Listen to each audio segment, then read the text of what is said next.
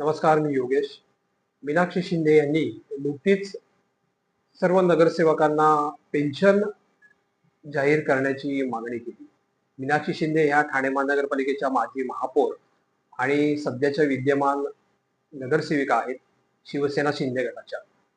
जसं आमदार आणि खासदारांना पेन्शन दिली जाते, तशी नगरसेवकांना देखील पेन्शन मिळावी ही त्यांनी मागणी केलेली आहे. मुळातच ही पेन्शनची जी मागणी केलेली आहे, या खरं तर मागणीचा जय जयकार करायला पाहिजे.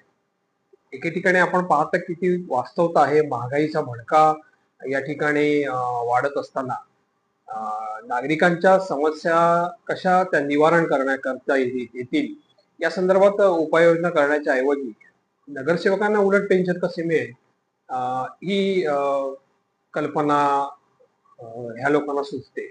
मुळातच खरं तर ठाणेकर नागरिक आणि सर्वसामान्य नागरिक असतील, सुज्ञ नागरिक असतील, हे ठाणे महापालिकेला टॅक्स याच्यासाठी भरतात की त्यांना चांगले रस्ते मिळावे, चांगली दिवाबत्ती मिळावी, ड्रेनेजची व्यवस्था चांगली व्हावी, बाग बगीचे चांगले व्हावे, ठाण्यातले जे दुतर्फा रस्ते आहेत त्या ठिकाणी वृक्षारोपण व्हावं, अनेक सोयी सुविधा व्हावे यासाठी सर्वसामान्य ठाणेकर नागरिक कर भरत असतो. आणि या कराच्या पैशातनं तुम्हाला पेन्शन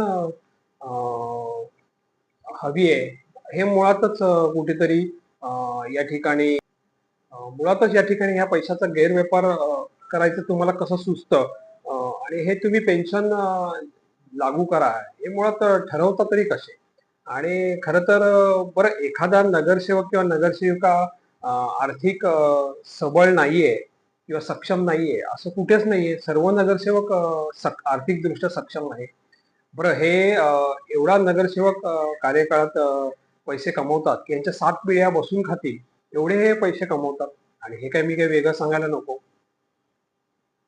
तर शिंदे मॅडमनं मला हे पण सांगितलं आहे, आरमोल पुढचा जो भाग आहे, मानपाड आहे, माजिवडा आहे, या ठिकाणी वाहतूक कोंडीचा जो तो बोजवारा उडालेला आहे.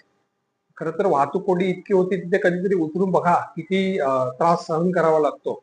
पदचाऱ्याने देखील त्रास सहन करावा लागतो आणि वाहतुकी चालकांना देखील सहन करावा लागतो. आणि खरं म्हटलं तर लोकप्रतिनिधींचं ठाणे महापालिकेच्या प्रशासनानं आर्थिक ऑडिट करायला पाहिजे.